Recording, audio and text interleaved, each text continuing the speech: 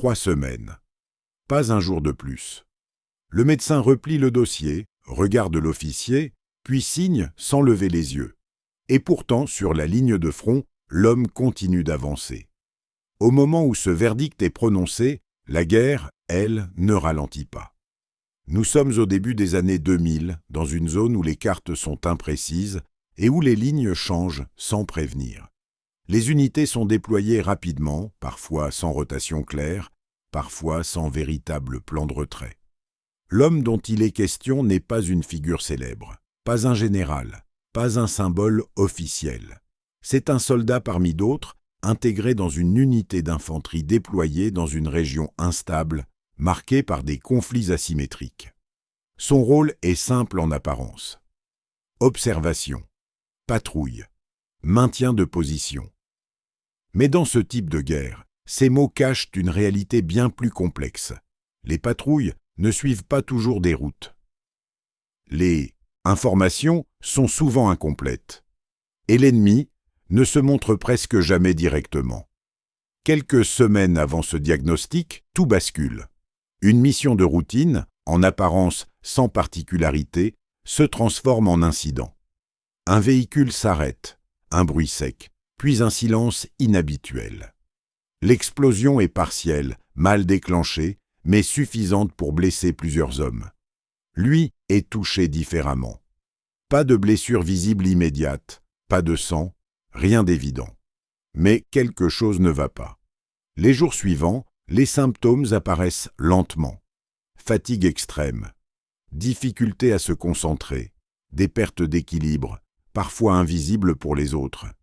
Il continue pourtant, parce que dans ce contexte, s'arrêter signifie souvent exposer les autres. Ce n'est qu'après plusieurs semaines que la décision est prise de l'évacuer temporairement. Pas par choix, par nécessité. Le diagnostic tombe rapidement. Une atteinte interne, difficile à stabiliser, aggravée par les conditions sur le terrain. Les médecins sont clairs. 3 semaines dans cet état, pas plus. Mais ce qui suit ne correspond à aucun protocole standard, aucune procédure classique. Car une fois renvoyé vers l'arrière, il ne quitte pas vraiment la guerre. Et c'est là que tout devient difficile à comprendre. Le transfert vers l'arrière devait marquer une pause, un retrait temporaire, encadré, logique. Mais sur le terrain, les décisions ne suivent pas toujours les intentions. Il est installé dans une base avancée, à quelques dizaines de kilomètres seulement de sa position initiale. Officiellement, il est hors ligne. En observation, en attente d'un rapatriement plus complet. Mais la guerre, elle, ne s'arrête pas à la porte d'un centre médical. Les communications continuent d'arriver. Rapports incomplets, coordonnées imprécises, des unités isolées, parfois coupées pendant des heures. Et très vite, un problème apparaît.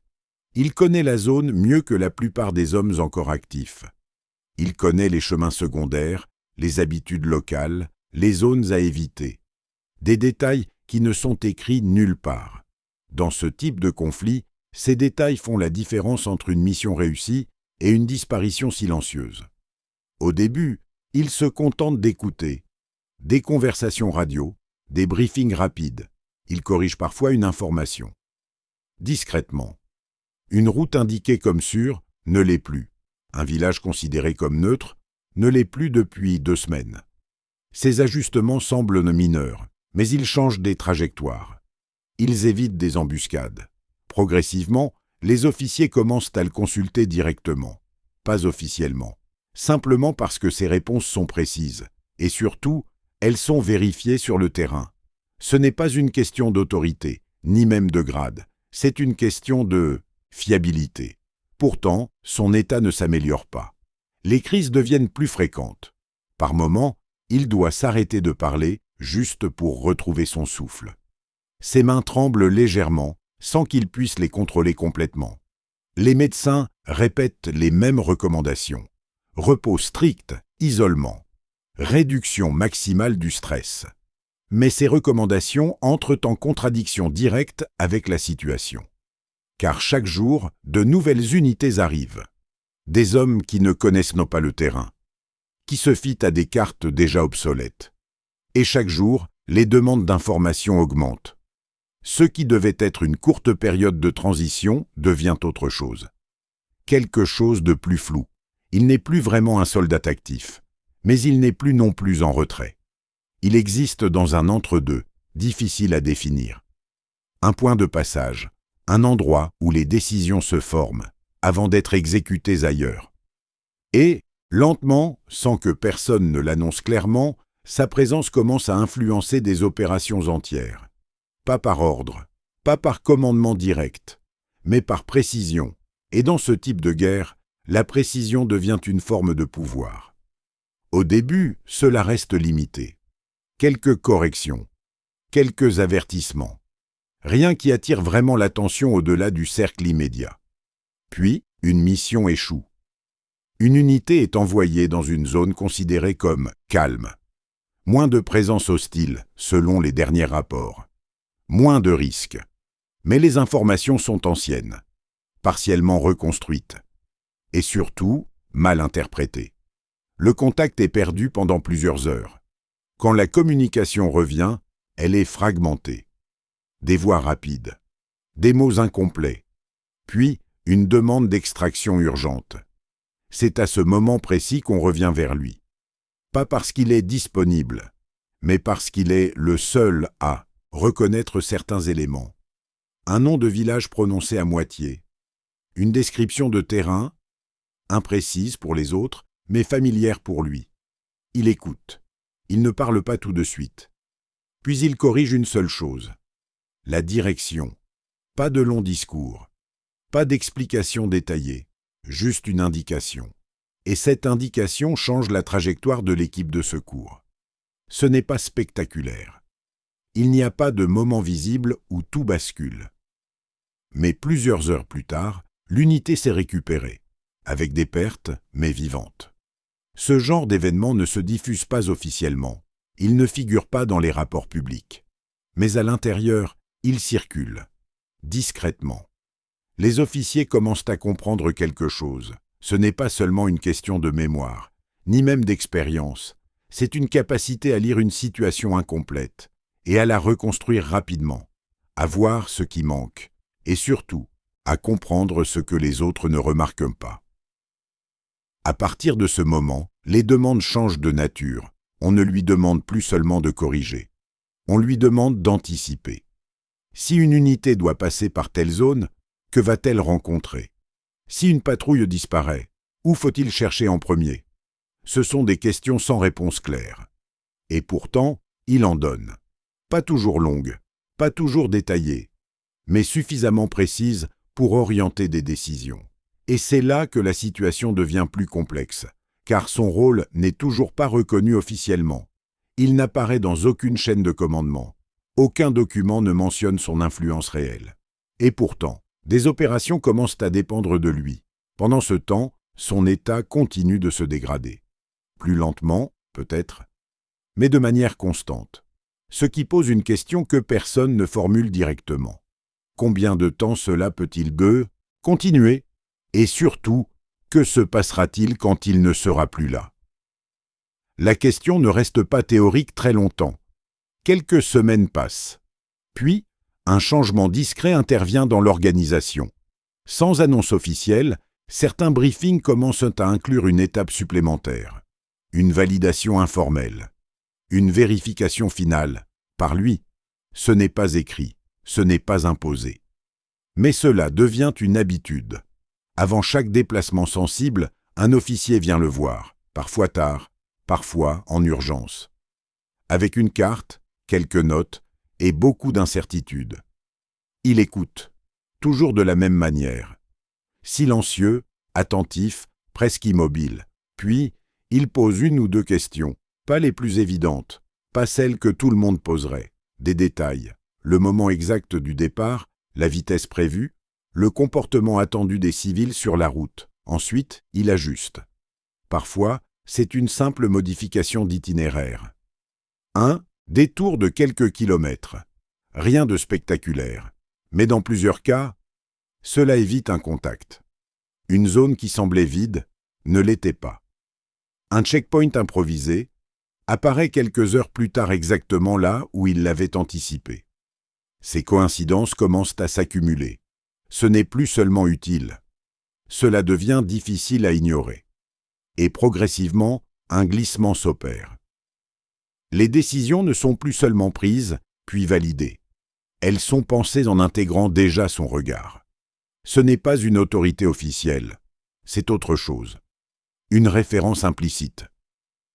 Dans ce type de conflit, où l'information est fragmentée, celui qui comprend mieux influence sans avoir besoin d'ordonner. Mais ce système repose sur quelque chose de fragile. Lui. Et ce qui rend la situation encore plus instable, c'est que son état n'est connu que d'un cercle restreint. Pour la plupart des hommes, il est simplement un feitinasa, conseiller efficace, un point de contact fiable. Ils ne savent pas qu'il a été condamné en termes médicaux. Ils ne voient pas les moments où il doit s'arrêter, où sa vision se trouble, où ses réponses prennent une seconde de trop.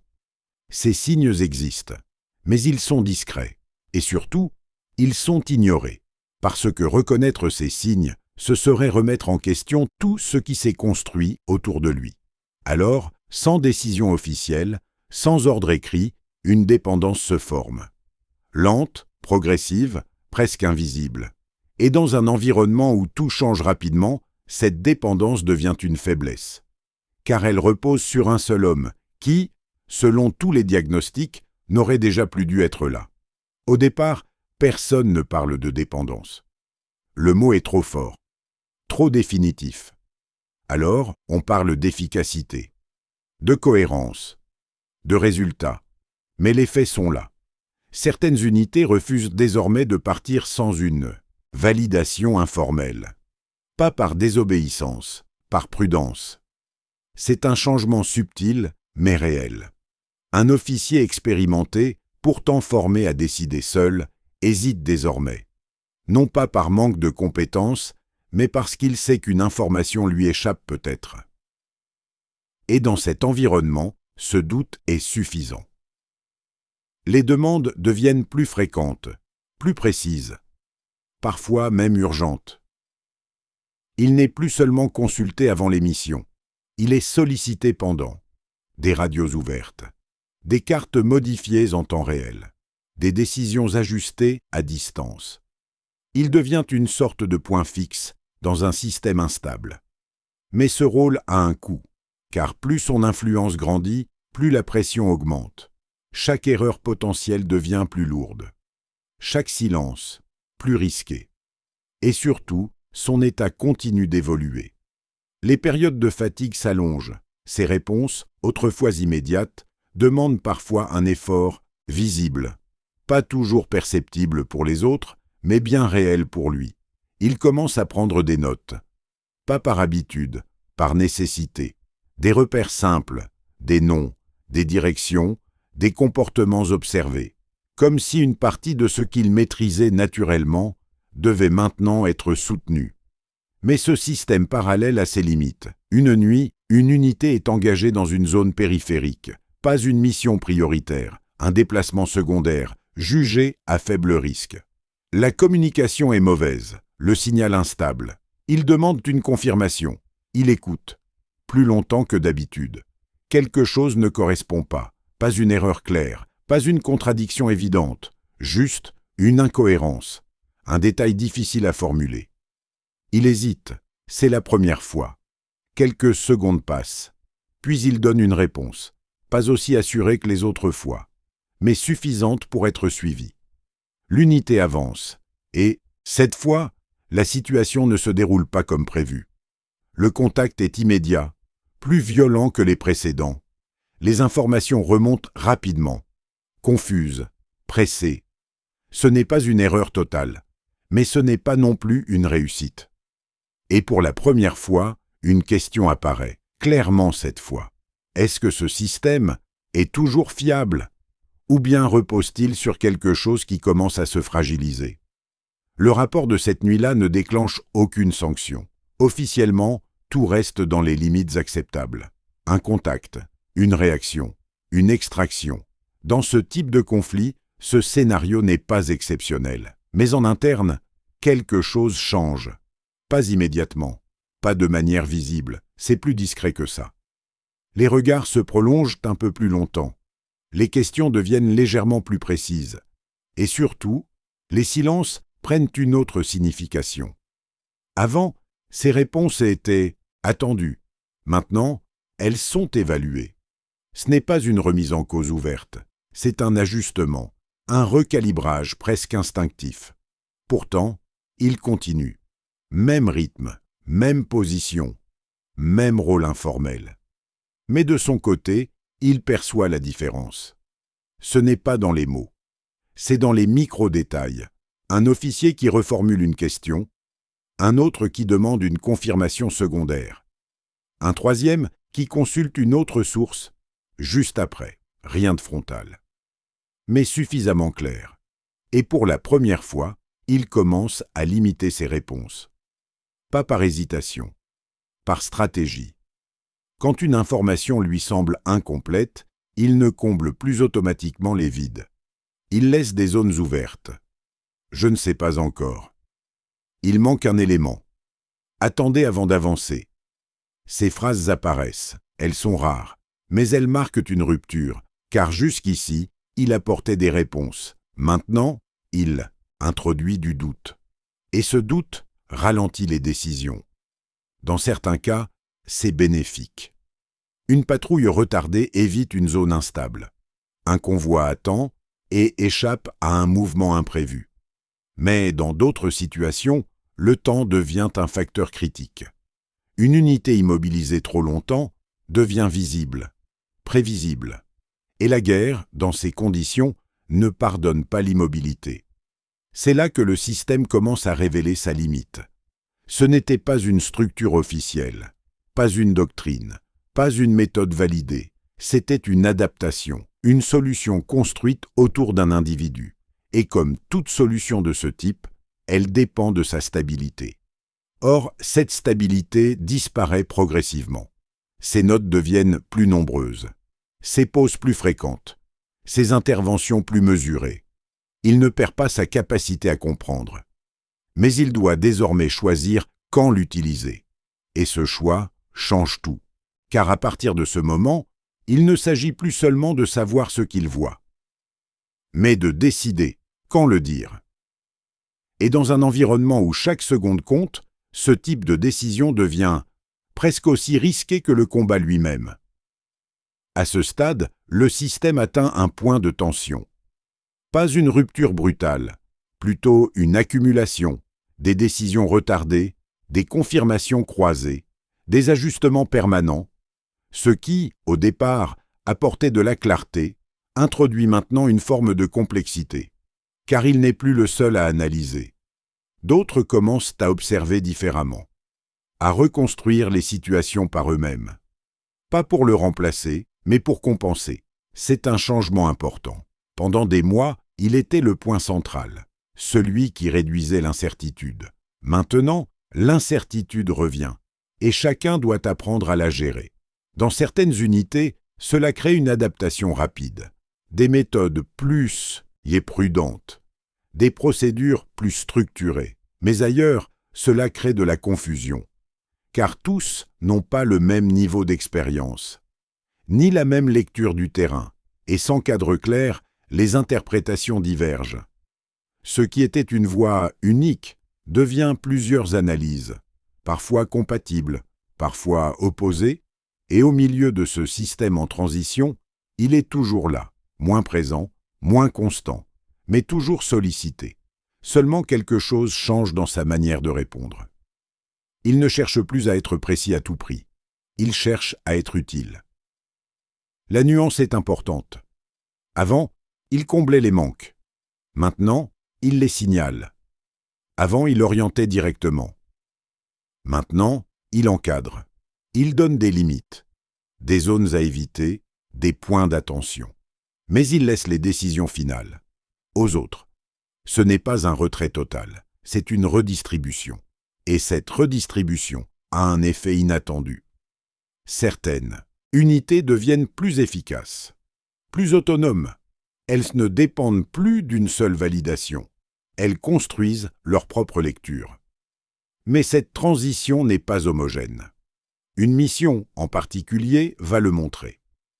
Une opération coordonnée, impliquant plusieurs équipes, doit traverser une zone complexe, pas hostile en apparence, mais instable. Avant, ce type d'opération aurait été structuré autour de lui, chaque étape validée, chaque mouvement ajusté. Cette fois, ce n'est pas le cas. Il est consulté, mais tardivement, et surtout, partiellement. Certaines informations ne lui sont pas transmises, par choix ou par oubli. Il reçoit un tableau incomplet, et pour la première fois, il ne peut pas reconstruire l'ensemble. Il identifie des risques, il en signale certains, mais il sait qu'il manque quelque chose. Et cette fois, ce n'est pas son état qui limite sa réponse, c'est l'information elle-même. L'opération commence. Et rapidement, les écarts apparaissent. Pas une erreur unique, plusieurs petites incohérences.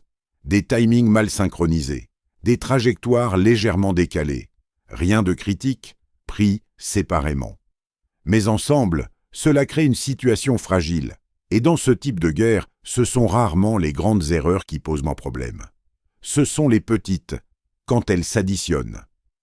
Les premières anomalies ne sont pas immédiatement visibles. Sur les écrans, tout semble suivre le plan. Les équipes progressent, les communications tiennent, rien ne déclenche d'alerte formelle. Mais sur le terrain, le rythme n'est plus le même. Une unité ralentit légèrement, sans raison claire. Une autre ajuste sa trajectoire pour éviter une zone qu'elle juge incertaine. Ces décisions, prises individuellement, paraissent logiques. Mais elles désynchronisent l'ensemble. Ce type d'opération repose sur un équilibre précis, pas une perfection, théorique, mais une cohérence globale. Quand cet équilibre se rompt, les marges de sécurité disparaissent rapidement. Au centre de commandement, les informations arrivent par fragments, des positions actualisées, des statuts partiels. Rien de suffisamment clair pour justifier un arrêt immédiat. Et pourtant, quelque chose ne correspond pas. Il observe, sans intervenir tout de suite. Pas parce qu'il hésite, parce qu'il cherche à comprendre ce qui manque. Puis, un détail attire son attention. Un décalage dans le timing, quelques minutes seulement, mais répété sur plusieurs équipes. Ce n'est pas un retard isolé, c'est un effet en chaîne. Et ce type d'effet ne vient jamais d'une seule cause. Il demande des précisions, des confirmations simples. Les réponses arrivent lentement, parfois contradictoires. Et c'est à ce moment précis que la situation bascule.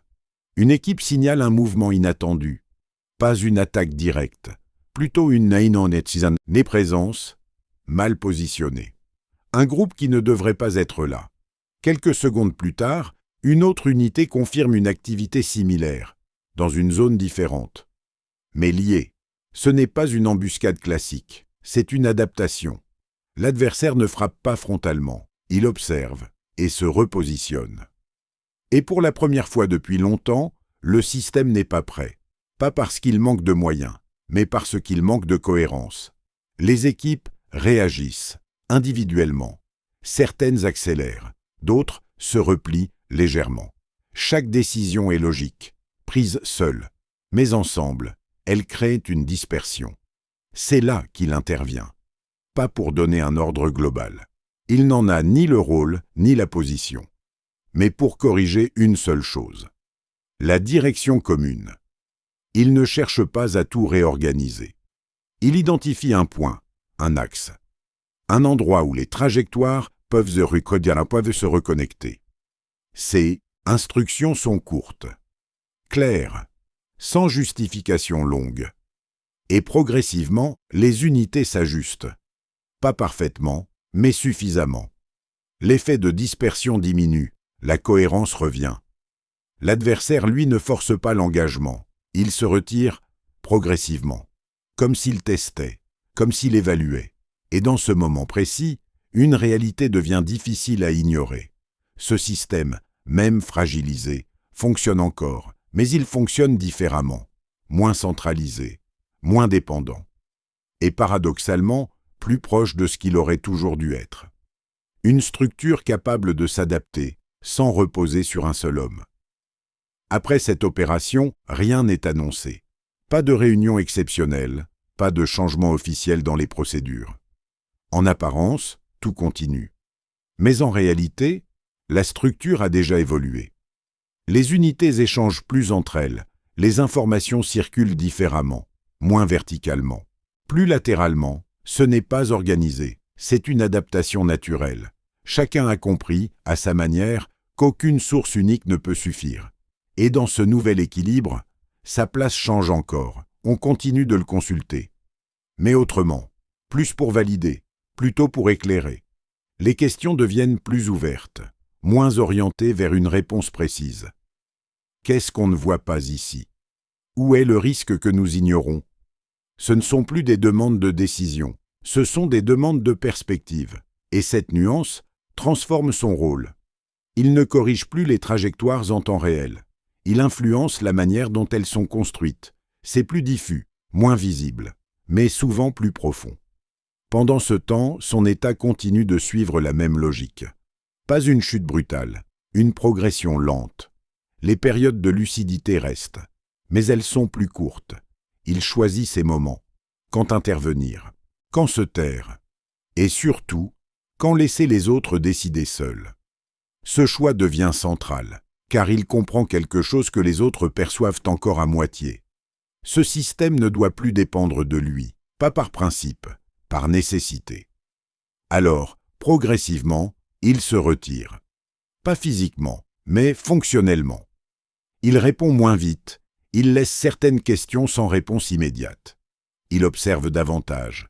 Et ce retrait a un effet direct. Les autres comblent l'espace. Ils prennent des décisions sans attendre. Ils assument des marges d'erreur. Et lentement, le système s'équilibre sans lui. Ce n'est pas parfait. Il y a encore des écarts, des erreurs. Mais il tient. Et c'est là que la situation prend un sens différent. Pendant des mois, sa présence a réduit le risque. Elle a apporté une précision essentielle. Mais en même temps, elle a créé une forme de dépendance. Une dépendance qui, à long terme, aurait pu devenir dangereuse. Son retrait progressif ne corrige pas seulement son état. Il corrige le système lui-même. Et dans ce processus, une vérité apparaît. Ce n'était pas seulement une histoire de survie individuelle. C'était une transition, une adaptation, un passage d'un système centré sur un homme à un système capable de fonctionner sans lui. Et pourtant, une question reste. Pourquoi a-t-il continué aussi longtemps?